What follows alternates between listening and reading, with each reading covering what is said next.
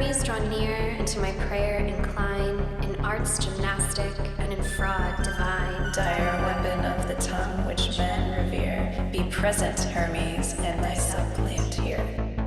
Welcome to Third Eye Bind, episode 42, Curses.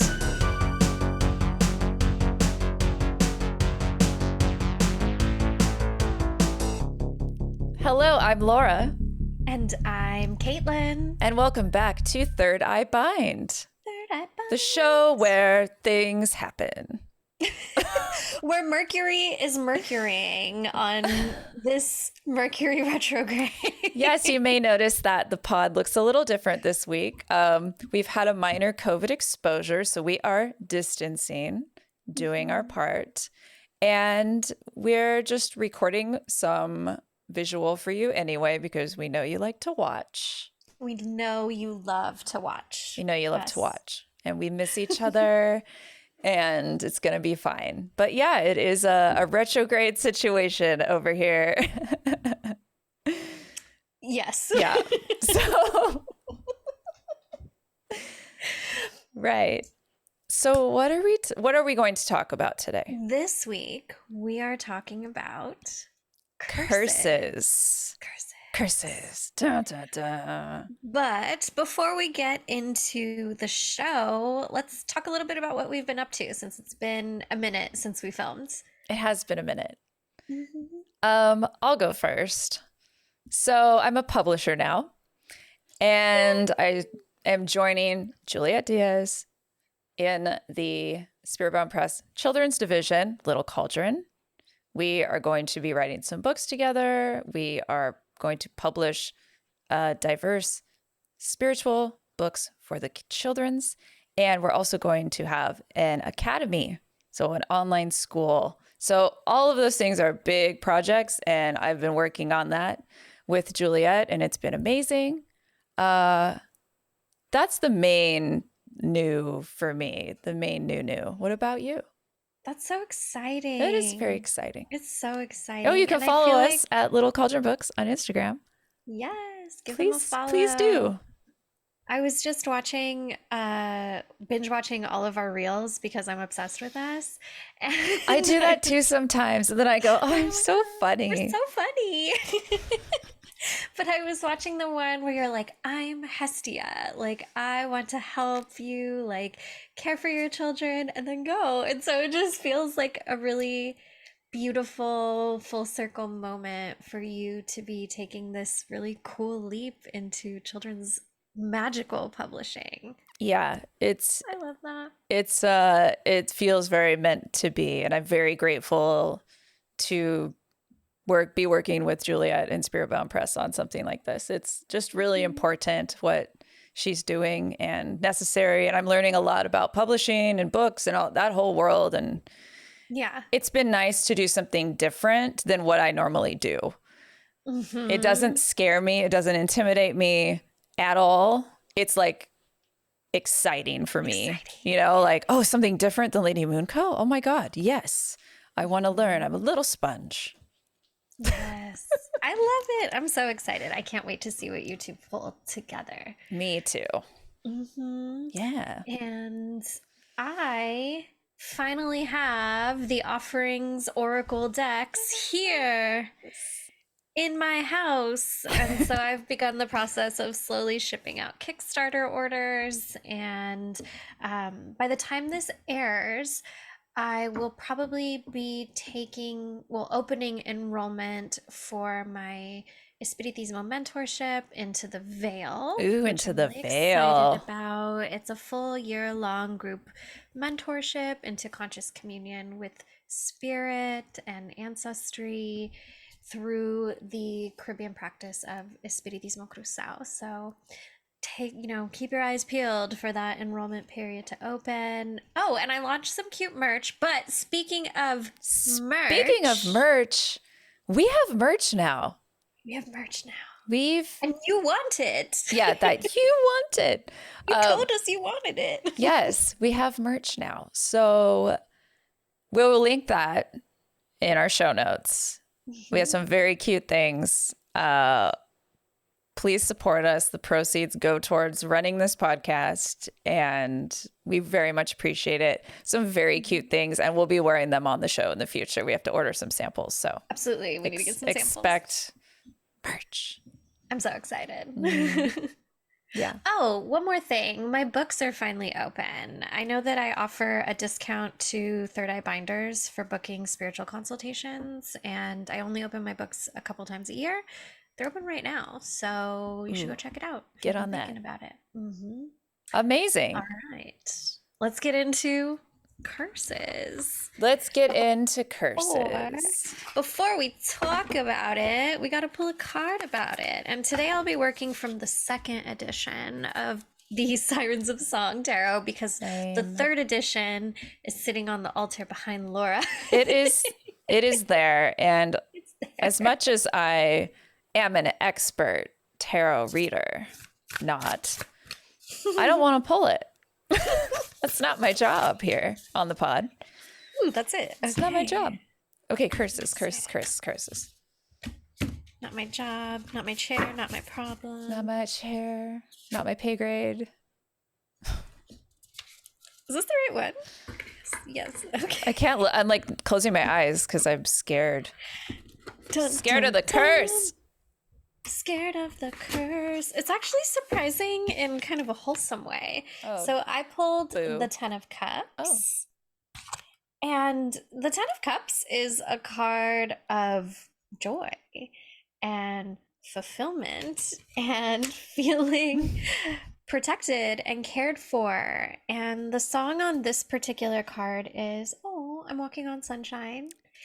And Wow. I'm going to close my eyes and channel for a moment because I'm curious what the spirits have to say about this. Same.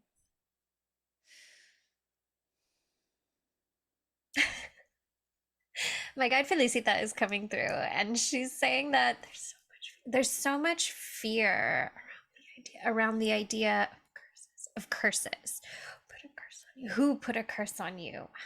How did they do it? How do I undo it? Well, most of the time, you're the one who puts a curse on yourself. Yep.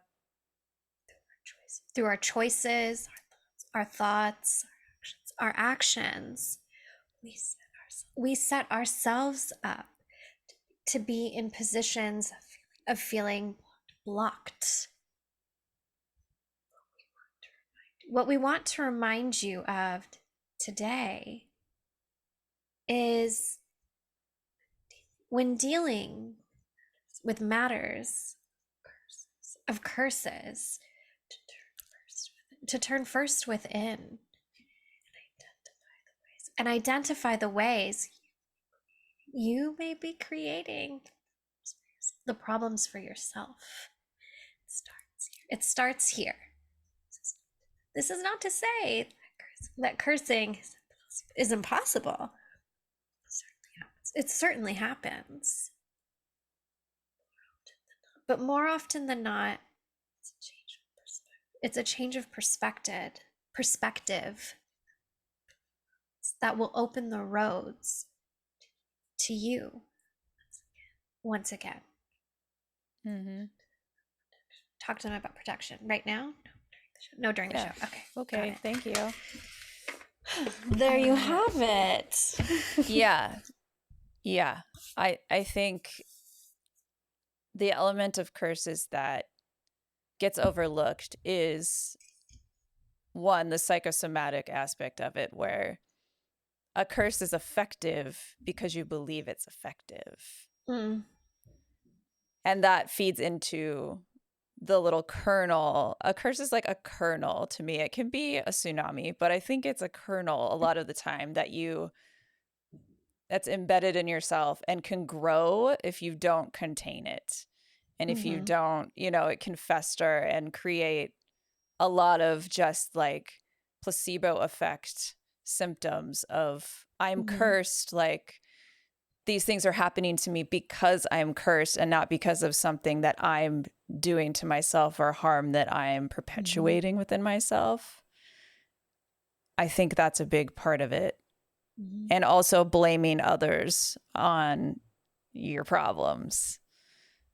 Yes, I think that it can sometimes take away the thought of being cursed can sometimes take away our agency to change our situation. I think it can also cause us to believe that we can't do anything about it. This is just what my life is, and so I'm going to acquiesce to that and lean into my truth that I am going to just continue suffering and nothing will ever be better. And that's not always the case. I don't think we're put on this earth to suffer. I really don't. I really don't. I think suffering is exists on the same scale as pleasure and passion, right? Everything, nothing's binary. And we can't know one without knowing the other, unfortunately. But I don't think the reason we were put here was to experience suffering. And I think the idea of curses can sometimes have people lose themselves and like, well, I'm just here to suffer. I can't expect anything better anyway. And so then we decide not to try to make things better.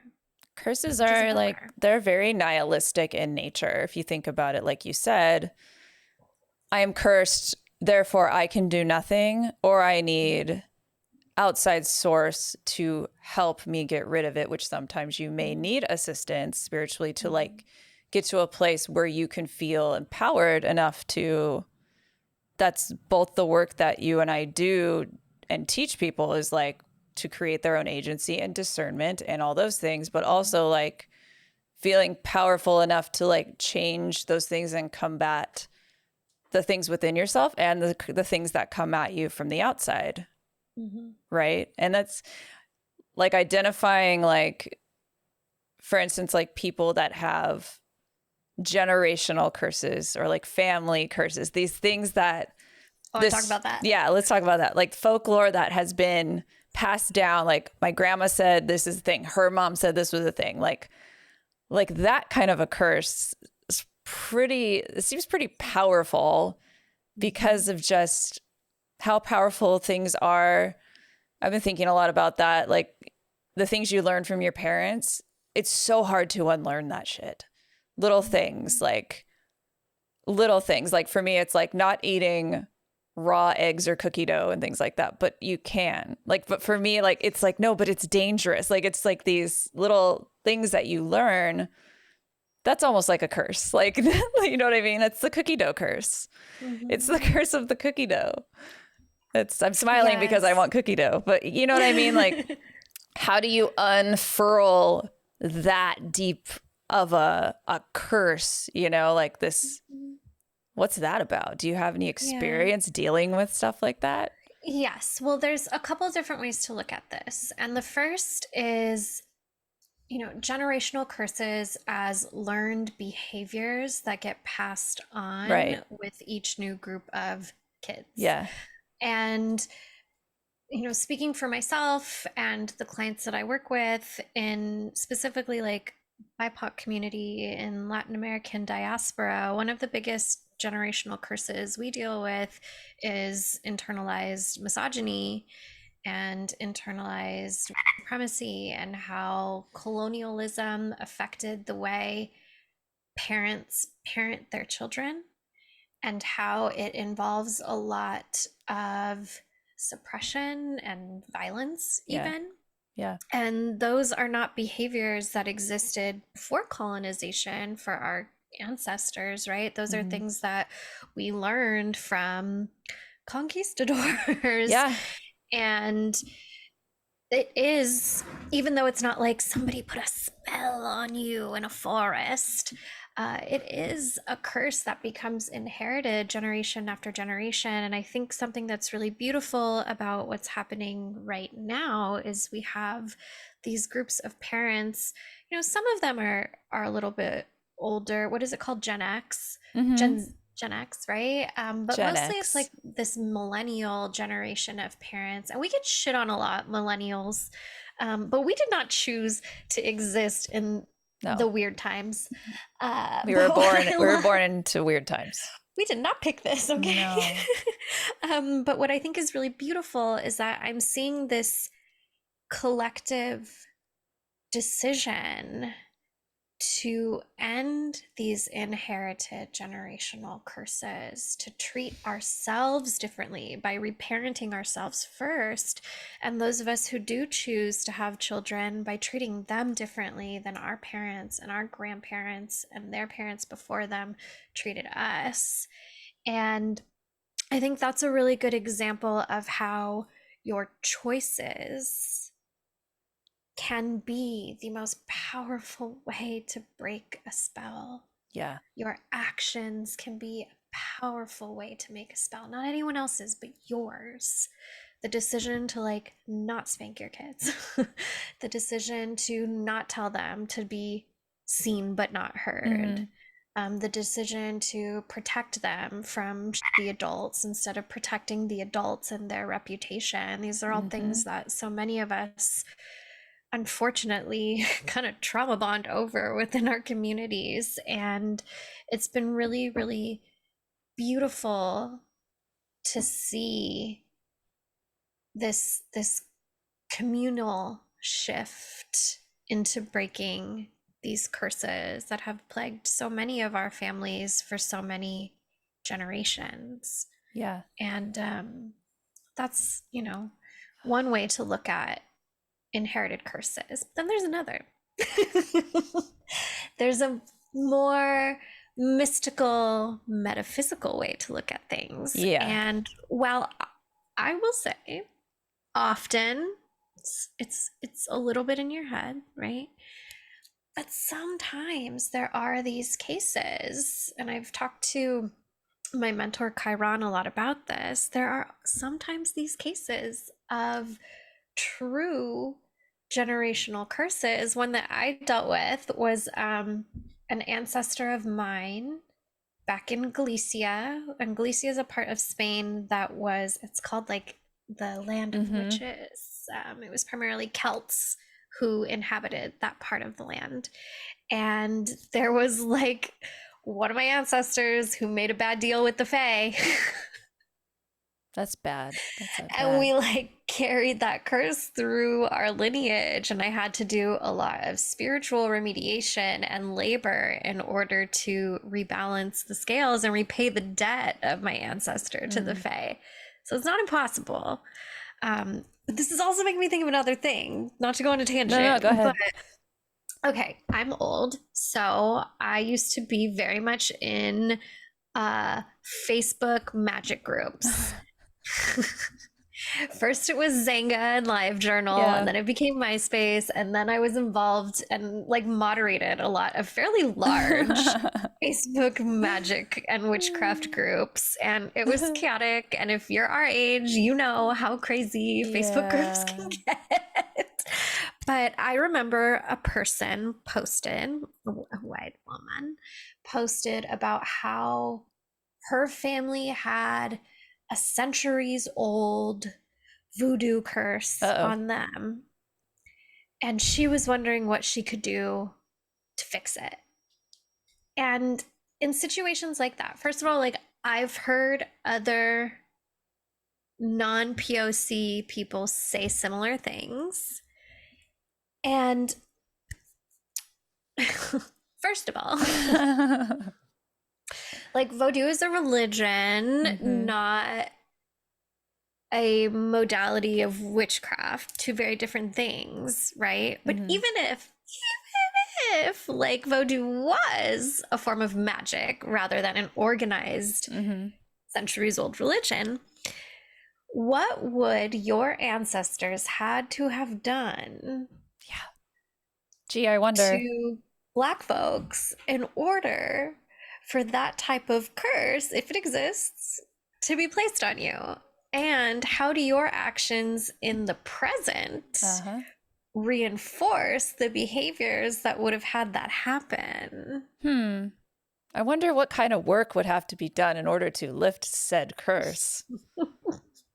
I feel like that's a great point.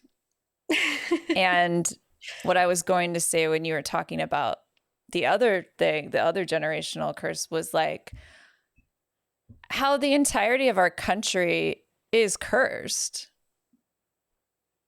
based on the actions of the people that colonized this country. Mm-hmm.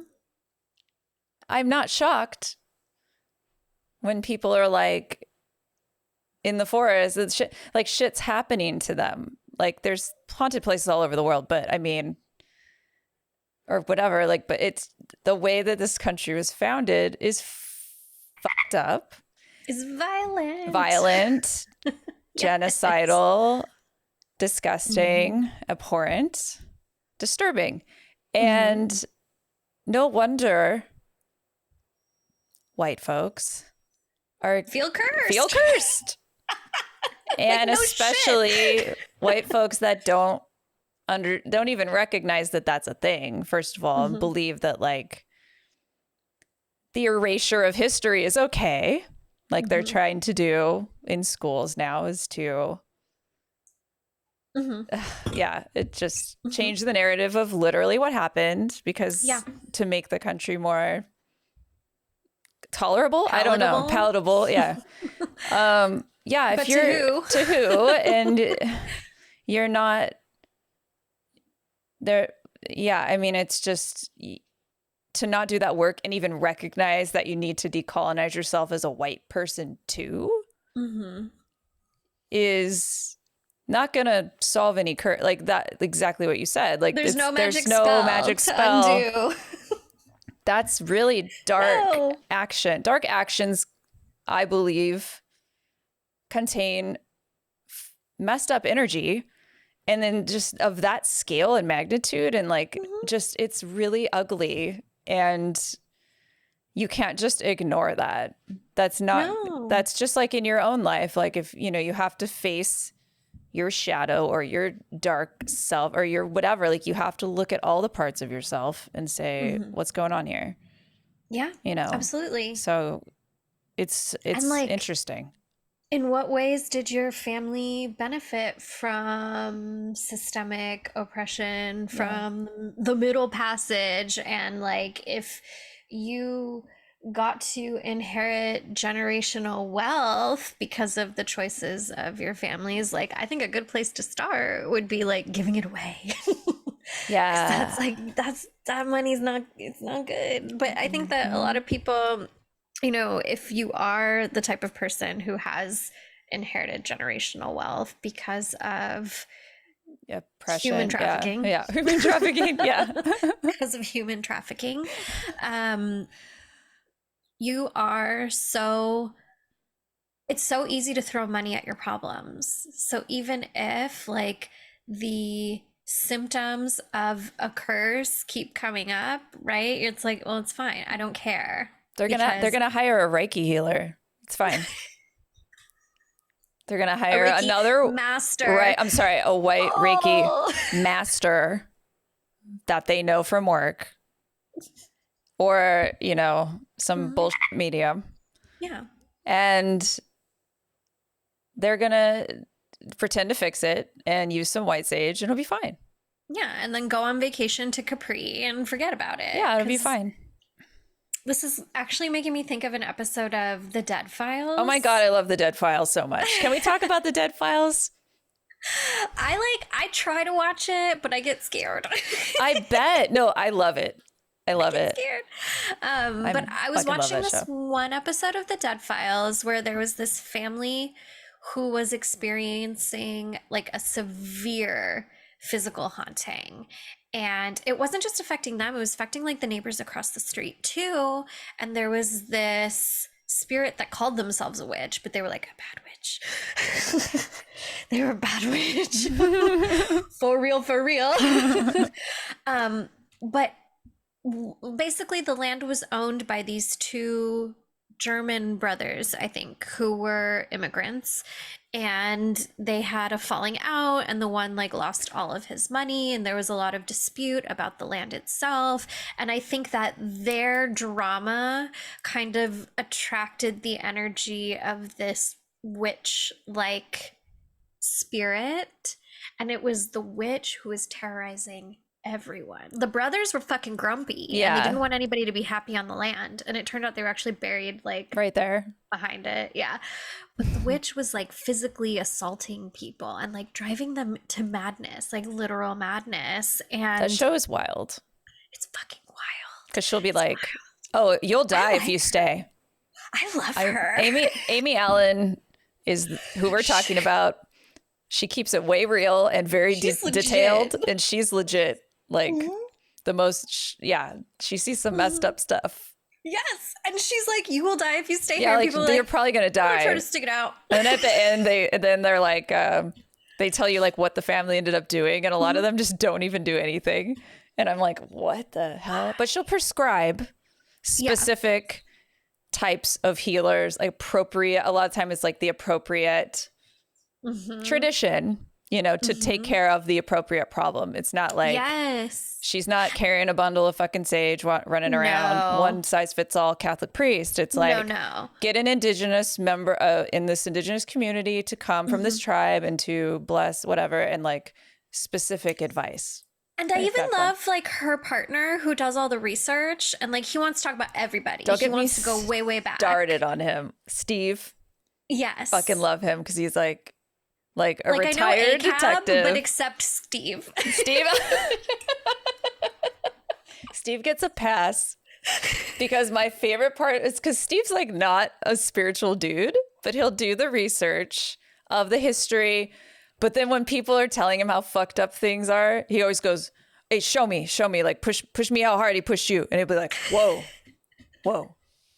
And then when the drawings come out, because Amy Allen will do these like sketch drawings. Yes. Have a sketch artist do the drawings, which sounds so much. I want you to do that. We need to get a sketch artist on the show. It'd be so much fun. And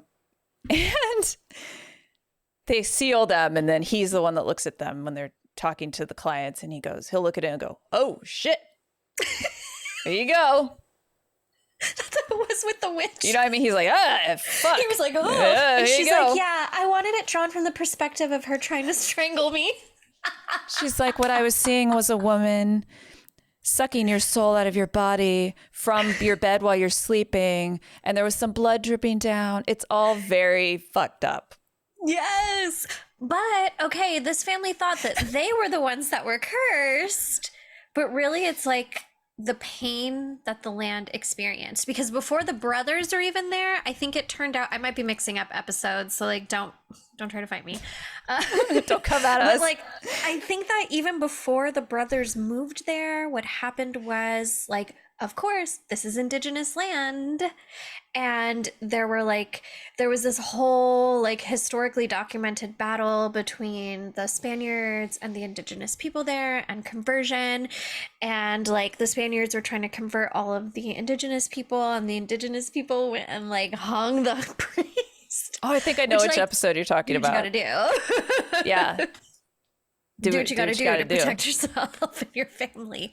But like all these generations layered of pain that's embedded in the land itself, that's not being like spiritually remediated by the current homeowners, has them experiencing the like curse of the land itself and the home. And it wasn't necessarily that they were cursed, the family was cursed, but they moved into a situation not knowing, and then had to deal with the repercussions of that. If I was a spirit and I was mad, I wouldn't give a shit who was in the house at the time. I'd be like, I don't know you. In so much pain and agony and sadness or whatever it is, that I would throw things at them and scratch them and use 3 claws or what. I don't know. You know, like I would get animalistic on them, because it's not personal. It's just also really personal. Like, I don't know. It's that makes sense to me I mean, you know, and I'm leaving offerings and things, and like, I mean, you know, at least acknowledgement is probably like step one, right? A start, so, for sure. Yeah, that happened. And I know you're doing, are you offering, or have you offered the class on hauntings with it's coming up in October. Well, there you go. October 27th. Yes. Hauntings and exorcisms on stolen land. Yes. And I mean, most, if not all, of the hauntings in this country are on stolen land. So it's a good place to start. Yes. Well, I think it's so important because media, movies especially, sensationalize hauntings. And it's always like the white lady heroine who's conventionally attractive, and like she and her family are being harmed by these evil spirits that are trying to take ownership of the house. And it's like, bitch, whose house is that? Whose house is it really? And so Yeah. the aim of the class is to help people understand that like not every spirit needs to be exorcised. Maybe they just need to be acknowledged They need a and piece of cake. honored and tended to. Exactly. Or some spirits need to be elevated, which leads me to another thought about ancestral curses, especially, is that sometimes we experience these phenomena, like physical phenomena of haunting, or we might experience what feels like a curse in our daily lives. And sometimes it's not that some rando that your grandma pissed off cursed you. It's that your grandma is the one who's standing in your way. I can't tell you how many times I've sat in with a client who's like, I feel like there's a curse. I feel like I'm being blocked. And when I channel for them, it's like, it's a couple of your ancestors like literally sitting on your altar and standing in the way.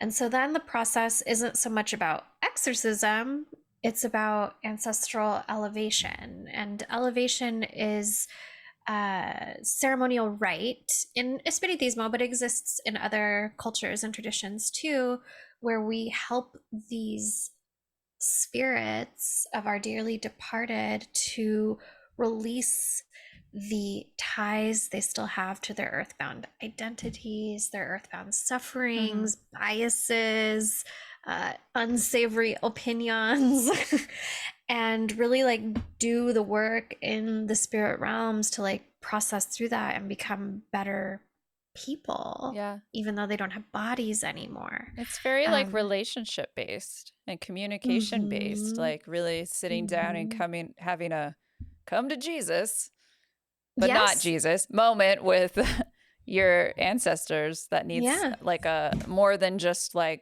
blowing smoke in their face or whatever, you know, like it's very human. It's very like communicative. And that's, I think, the part that people miss a lot of the time with just spirits in general.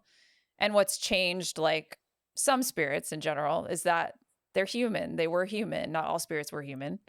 There's some scary shit out there, but we deal with a lot of the ones are, and a lot of even the ones that are scratching you and hurting you physically can be human, you know, or they're some sort of warped sense of being human. Like it's very interesting, just the vast spectrum of like, just because you're getting scratched with the 3 scratches doesn't mean it's demonic. The favorite word of all haunting TV shows. Yeah, everything's It felt demonic. It felt demonic. I've been watching a lot of these Woods Are Haunted, so I adopt my native redneck voice. I saw it's a lot of Sasquatch, which is cool. I did just get back from Yosemite. You did? Speaking of Sasquatch. Did you see any squatch? No, because I don't fuck around in the woods at night. Okay. I have common sense. I don't either. Did you stay in a cabin? We did, but not inside of the park. Oh, okay. Yeah. No, we stayed in Mariposa and I didn't go outside at night because that's just not for me. Right. Just not for me. We need to have a whole ass another up. We were going to talk about elementals this season, right? Okay, I'm going to save all that then. We're doing like the elements. Oh. But maybe we need to like dedicate an episode to maybe just like the woods. Yeah, let's talk about the forest. Yeah. Can I please? Oh, okay, I'm excited. And then we can talk about some of our like Appalachian inherited. I have a family cryptid. Okay, I will not share what the cryptid is, but I will tell it in that episode. Save it for that episode. I'm gonna save it. So, okay. Some crazy like occurrences do happen sometimes with things that are deemed curses. What's the most common? King Tut, right? King Tut's curse, Egyptian curses. What's the favorite of white people to Oh, when they I open was like, King? I've never heard You of never it. heard of this? Okay, so white people's obsession with Egypt was like a thing, continues I to be a know. thing in like the 40s and 50s, right? Remember, like in Britain, they ate the mummies Yeah. because they thought it was good. Look, Just like outdoing themselves. Come on. you can't be them, okay? Like, stop. That's really bad. I went to see, and I was at the Natural. Remember when we saw that, Mike? Or the mummy exhibit? It was disturbing. We like left really quick because it was an exhibit of like mummies at the Natural History Museum in New York. And we were there and they were, and we went in and we were just like, this does not feel right. Left. Not me. Not for me. Yeah, I'm not picking up what they're putting out. I'm not picking up what they're, not the mummies, the people that stole the mummies and are now like, I'm not, they excavate. So, okay. Grave excavation. Okay, so all the white people love Egypt. It's a thing in the 40s, 50s, now, whatever. So they decide, well, let's go find all these mummies and these pharaohs that are buried and let's dig them up for fun. Okay. And for educational purposes. Horrible idea. Open a tomb. It's like archaeology. Let's open a tomb, right? So King Tut's tomb, I believe, don't come at me, but there, like, things actually happened to the people that opened that tomb. Good. Like, they open the tomb, they immediately see a cobra, or the guy, there's the series of events happen and people died. That the one that financed it, like, he got bit by a mosquito and then it got infected and he died. Like, it's a whole thing. Hold on, pause. I'm going to find it so I can get specific because I didn't know you didn't know this. Okay. The first of the deaths was that of Lord Carnarvon, who financed the excavation. He'd been bitten by a mosquito and later slashed the bite accidentally while shaving. It became infected and that resulted in blood poisoning. And then he died. And he wrote a letter to the New York Times or New York World Magazine. Yeah, and yeah, he was like, don't do it. Don't do what I did, basically. So he knew he fucked up by that before he died. Yeah, so he died, and then let's see. Arthur Conan Doyle, the guy who wrote Sherlock Holmes, and he was a spiritualist, so he was like, oh, it was like the elementals and the guards of the tomb and all that caused his death. And then it was like a media thing, and then oh, this is long. Hold on. That's legit. Yeah, it's just like, deaths. Here we go. Found it. The financier died. A visitor to the tomb died in the French Riviera. He got a fever and died. There was like several, like 5 fucking people. So look, I'm not saying that curses are it real. wasn't the curse, but I'm saying it was probably the curse. But also the act of mysticism, like you said, there's some stuff that's like conjuring curses is possible if we think about it in terms of energy, which is magic, right? Is magical. The act of like digging up, opening someone's sarcophagus and tomb and taking things out, desecrating a grave is not nice. And doesn't give you a good energy. Like, I don't know. I tell my kids all the time, if you play dumb games, you get dumb prizes. Yes, if you play dumb games, you get dumb prizes. Exactly. So I'm not surprised, especially in a culture that was as very like detailed and made sure they locked down their death situations. Yes. They guarded, it was all about guarded protection, afterlife, like very specific not things. just in the physical, but in the mystical. They like laid down protections. Yeah, like major protection. So these things happen. But yeah, that was a whole ass thing. And like, you know, it continues to happen. And it's interesting. It is interesting because now I'm thinking like, well, isn't that all archaeology? But I think it's when the tombs are so specifically curated to be a thing, and it's like a grave with protection, and like rather than like finding a dinosaur randomly in the where it died of natural causes or something. Like I don't know that that's gonna cause a curse when you unfurl the bones from the earth or whatever, but it's interesting to think about like what really triggers a curse. You know, is it the intent? Is it the act and the intent? Like it's very interesting. It's all of it. It's I all saw of on it. TikTok recently that they like uncovered a tomb in Mexico, like an indigenous tomb, and this white creator like stitched the video and was like, just open it, I don't care, like everything's horrible, just open it. And I sent it to one of my friends who's also a spiritist, and I was like, please don't open it. Like, No. please don't open it. Have we learned nothing? And like, I do think, you know, the uncovering of dinosaur bones, that shit's fucking cool, right? But Yeah. when we are taking things from people, when we're digging up not even just tombs, but when you think about museums in general Yeah. and what they contain. Like I went to the Natural History Museum in LA on a field trip with my kids last school year, and we walked through the Maya exhibit. And originally I went into it thinking like, oh, this is going to be cool, I'm going to see things from my ancestors. And when I got there, I was just sad. Yeah. Because all of these items, like I'm an animist, so like Yeah. everything has a life in it, and like all of these things locked behind glass. I walked in there and I was like, this room is cursed. Like this, that was my original initial thought. This room is cursed because there's all of these things that don't belong to the Natural History Museum that were unearthed from the ground. And I feel like, you know, Earth is a spirit too and has their own guardians. And like, then there's the guardians of the people who put those things there and who were murdered and have had land taken away from them. And these museums just like take, like, it's not enough that you took their land, their identity, language, but you've also got to take their shit too. And like put it behind glass and charge us to see it. Like it's just, and say it's okay.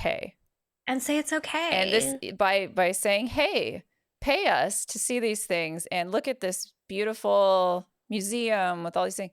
It's making it okay that they stole. Like it's entertainment. It's like, it's almost the same thing as like in war when you like cut off the head of your enemy and put it on a stick to display. It's almost like that. It's kind of grotesque. Yeah. If you think about it. What's that Joni Mitchell song? Don't it always seem to go? Don't know what. They pave paradise, put up a parking lot. or a museum. There's a part, yeah, charge everyone $1.25 to see 'em. Yeah. Put all the trees, put them in a tree museum, charge the people $1.50 to see them. It's true. Yeah, that's the vibe. that's so curses aren't I think just sometimes you deserve it. Sometimes curses are everywhere. If you think about it like that, big and small. They're not just one thing. It's not just I say this incantation and you're cursed. Like it's the intent and energy of not only like the things that you're receiving from others, but like your intentions out into the world. Yes, I think that's an important part of the nuance of like feeling cursed is like, especially if you have personally done things that are harmful, or if you descend from people who have done things that are harmful, like taking inventory of that and figuring out how you can reconcile that, not just in the spiritual, but in like your everyday actions. Like that's how we break curses. Because also, you know, we talked about this a little bit in Baneful Magic. I've taught classes on domination magic for a lot of people of color, marginalized folks. Curses are how we level the playing field. Yeah. Because I think I even said it in the Baneful Magic episode. When the laws of man do not serve us, the laws of spirit may serve us true justice. Absolutely. And so if you find yourself in a position of feeling cursed, I do think an important place to start is like, well, what did I do? Or Yeah. what did some of the people that I come from, right? Because like not all of our ancestors are terrible, no matter who we are. Not every ancestor is horrible. We have good ancestors too, but we might have ancestors who are awful. And maybe that's the reason we're experiencing the symptoms of a curse, because maybe they did something and like that was how the scales were balanced in the others, is through this curse. And so it's just not always as simple as, you know, hitting undo. Yeah, curses are also used to, like, within communities to check each other. Mm-hmm. Like, if, as a vow, not as a you're gonna die if you don't do this, but as a may your energy like reflect if you are dishonest about this, sort of a thing. Like saying, hey, like it's almost like a promise. A curse can be a promise or an oath.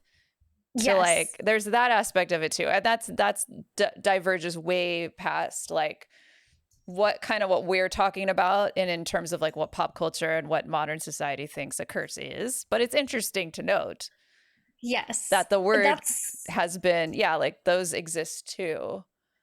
That's reminding me of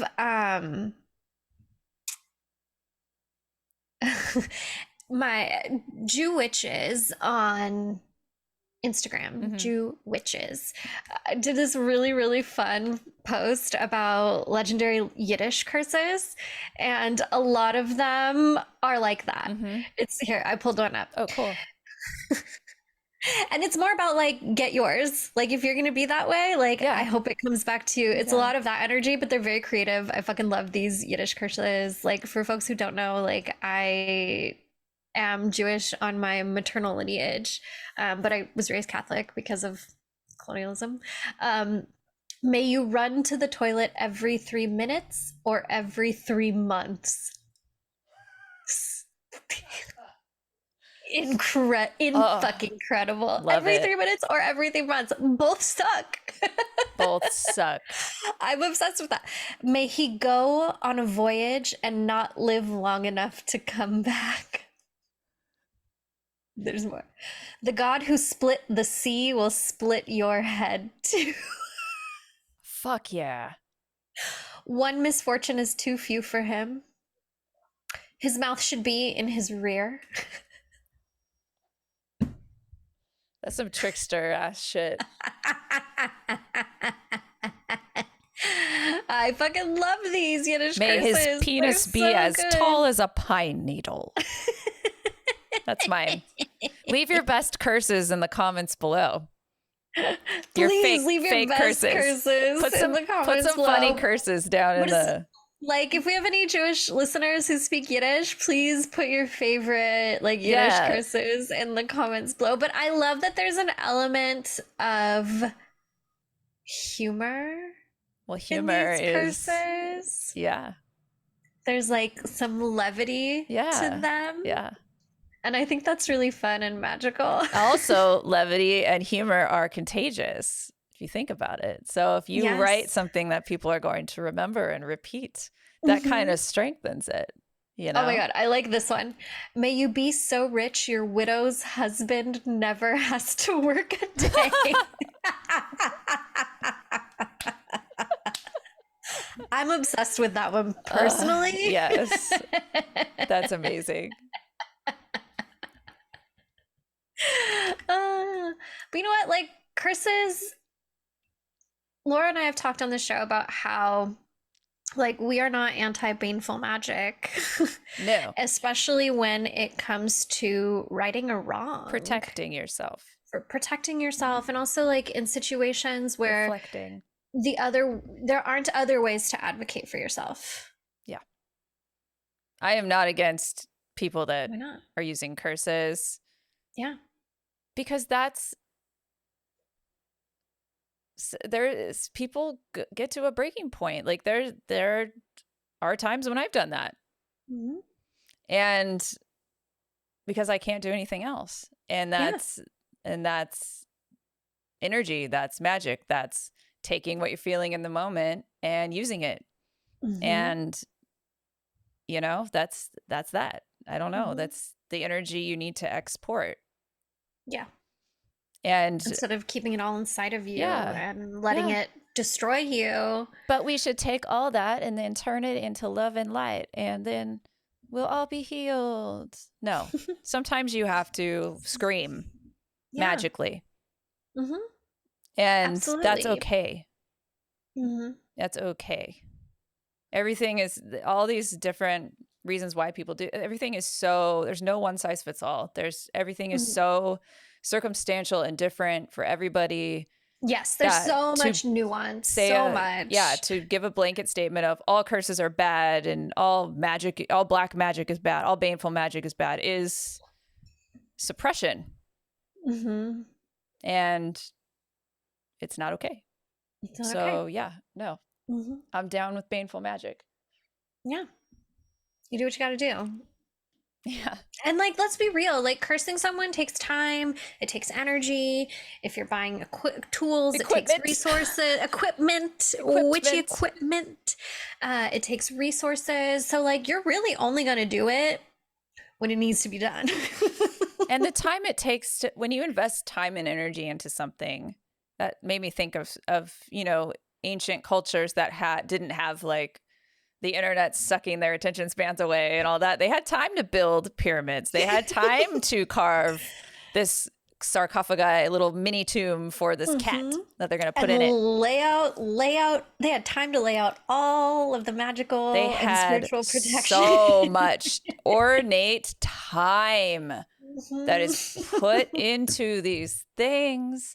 And also the time of use, like the cenotes in Mexico, that were used by like the Mayan people, and like those kind of places that are forbidden for use for anyone else. Like they use those places, therefore like their energy is there, right? And their protective energy is there. It's not meant for you. Like makes me think of like Hawaii, for instance, you know, like just I cringe so hard when I see the videos on social media of people swimming in the cenotes, like casually. I'm like, I wouldn't jump in there. No. I wouldn't jump in there. Like, unless I had like a teacher, an elder who was like, this is the next step in your spiritual journey. You have to do this. I'm not jumping in there for funsies like it's a fucking swimming pool in my friend's backyard. Yeah, without an offering or a prayer or anything. Like, no, or like just some sort of guidance. Go. Like, yeah, they're beautiful, but no, thank you. They're like sirens. Like, I don't want to. I don't know, man. Yeah, like, those things go too deep. Those are special. Like, even the way they were formed is like a very special circumstance. Yes. I recently saw, before the wildfires in Hawaii started, I saw a TikTok of like a white dude who was on the beach in Hawaii and found a skeleton and decided to keep digging it up. What? And it's like, and he put it on TikTok? Yeah, of course. Desecrating a grave twice for fold. Views. Yeah, like a museum, the entertainment aspect and the selfishness of that. The selfishness, the monetary gain. What's wrong with you? That's so disrespectful. So disrespectful. And it's like caskets didn't exist everywhere. Like a lot of indigenous people just buried bodies in the land. Yeah. Back home, back to the land. And just like, if I were making a sandcastle somewhere and stumbled across a skull, I would put the sand back. I'd be like, we should just go. Sand back. I am so sorry to disturb you. So sorry.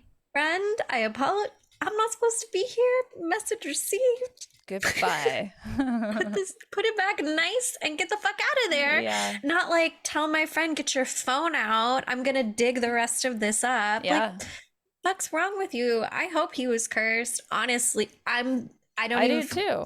I don't care. So that goes into like, God told me that I have to watch my language and be more careful about cursing people. Yeah. May he receive what is due unto him. And so it shall be. Amen.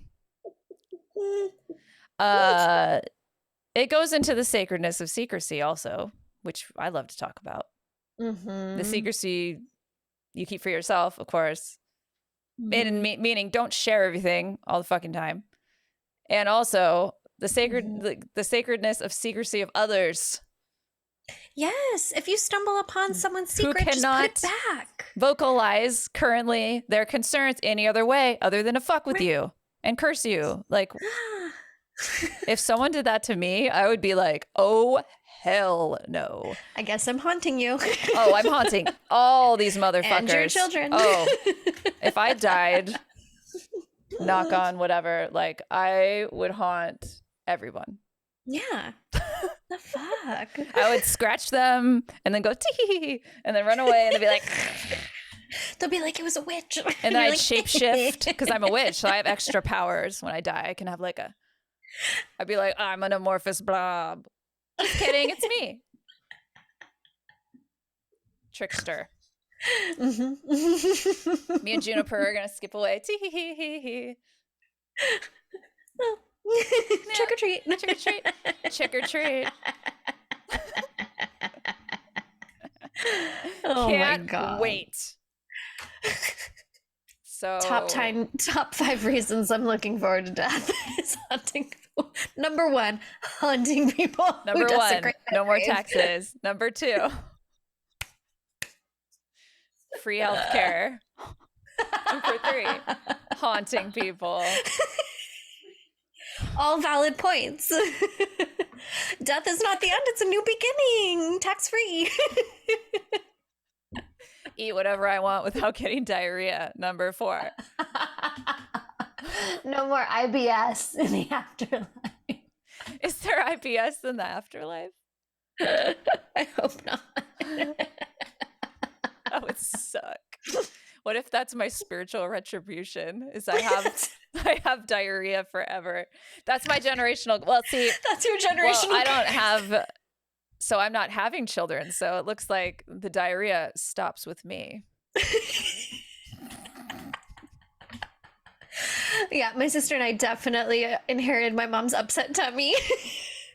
What did your mom do to deserve this GI tract mess? She inherited it too. Oh, because a long line of Yeah, it didn't start with IBS. her. It just continued with her. But I'm hoping my kids have more stable bowel movements. One can only hope. One can only hope. Oh, Christ. Oh God. Okay. Well.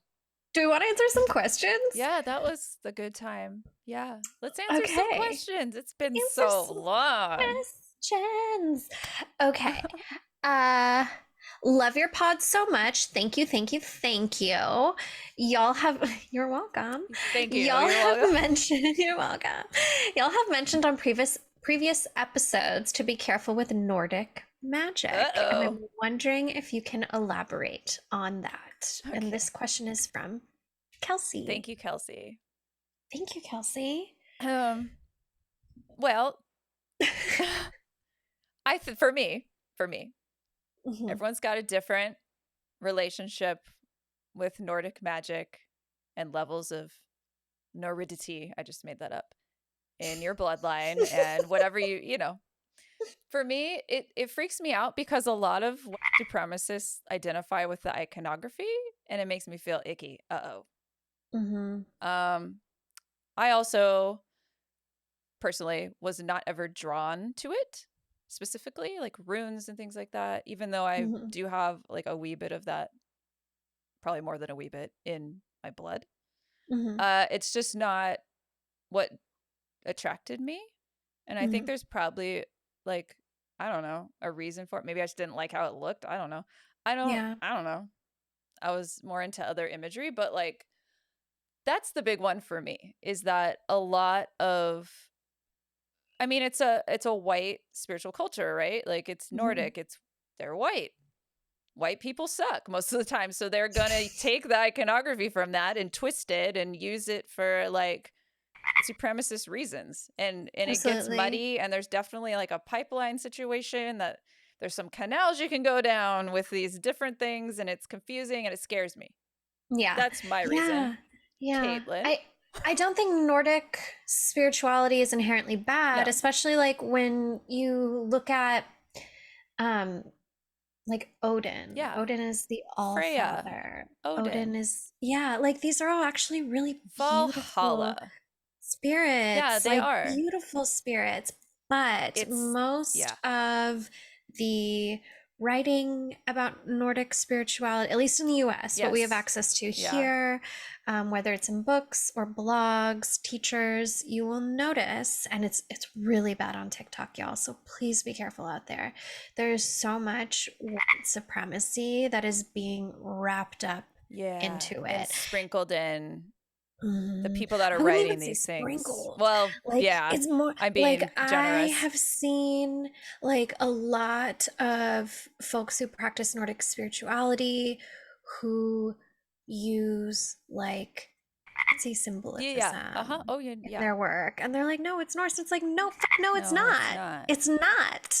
No, it's not. The black sun is not Norse. No. It's literally Nazi symbol, and there's so many Nazi symbols, so many. So you Yeah. gotta like be real prudent and careful.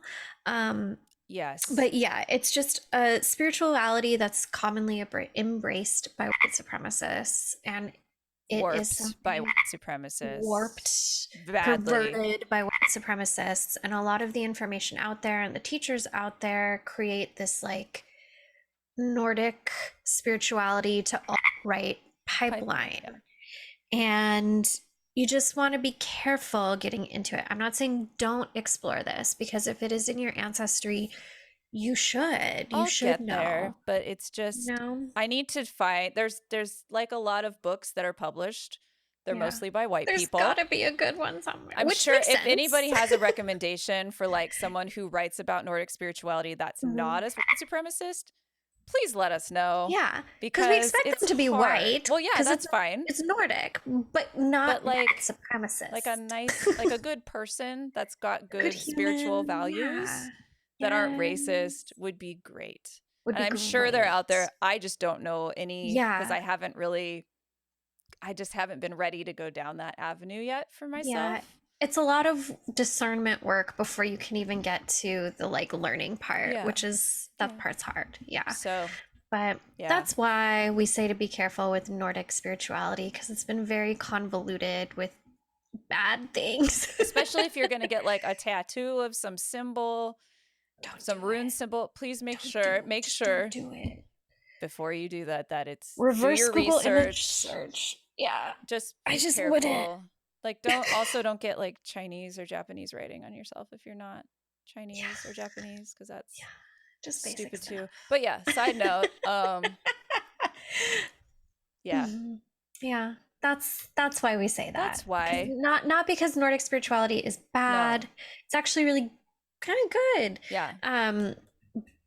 I really love some of the old Nordic myths. I do too. But They're just muddied by some beautiful things are muddied by Yes. ugly people. yeah. And it sometimes that deters people from wanting to learn more. And it definitely has Yeah. deterred me. Absolutely. It makes So, it kind of scary sad. to I want wish to learn someone- more. Yeah. Someone should write a book about that. Yeah. Absolutely. And if you know of any I good would books or love that. resources, please drop in the comments. We would Yes, love that. please. That would be amazing. Oh, and this reminds me, something that my mentor told me is that if you feel compelled to start connecting with Nordic gods, something that you can say is like that you're trying to connect with, or you're calling upon true code Odin, Yeah. or true code True code. Loki, true code Freya, so that Bridge- you are intentionally reaching out to the origin of the spirit and not what the spirit has become. Yeah, like And- Jesus.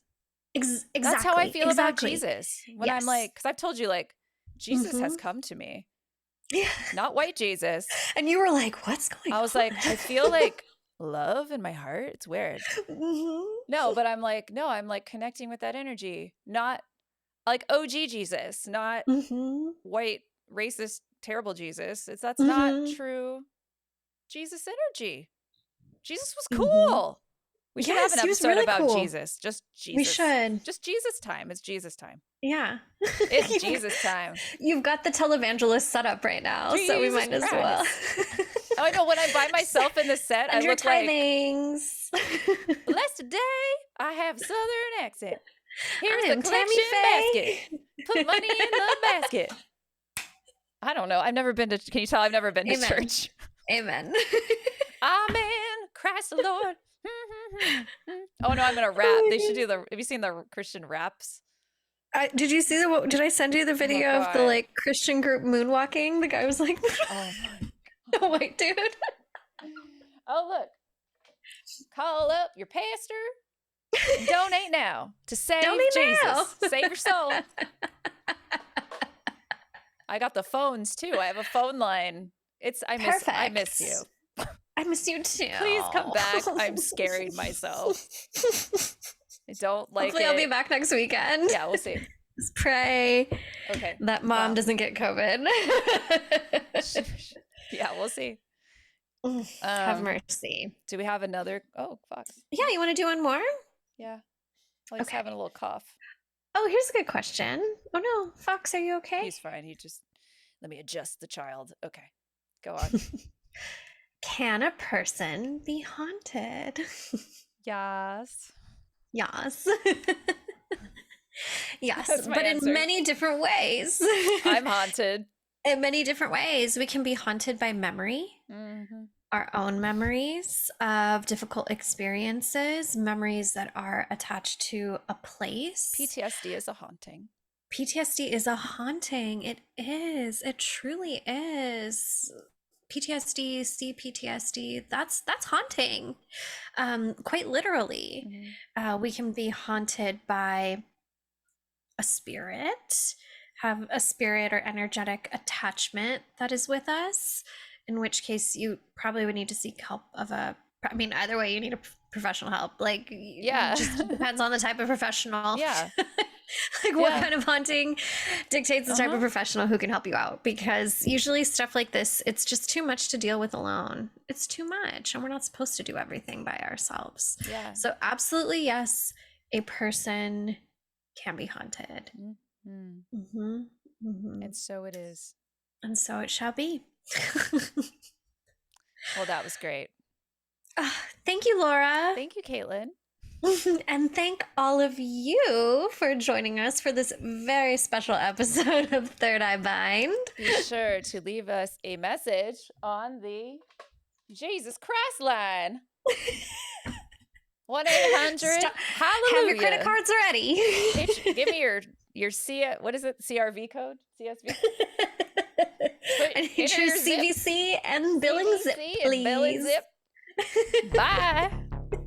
See you next week. Bye. Thank you so much for listening. You can follow the podcast at Third Eye Bind Pod on Instagram. There, submit your questions via the Third Eye line by sending us a voice message or text DM. The show is available wherever you listen to podcasts and for you to watch on YouTube. Get early access to episodes and even monthly one-on-one sessions with us by joining our Patreon. Find us at patreon.com/thirdeyebind. Third Eye Bind is produced and edited by Mike Realm. Hosted by Caitlin Grania and Laura Wong. Music by Mike Realm. Set design by Laura Wong. You can find Laura on Instagram at Lady Moon Co. And you can find Caitlin at caitlin.grania.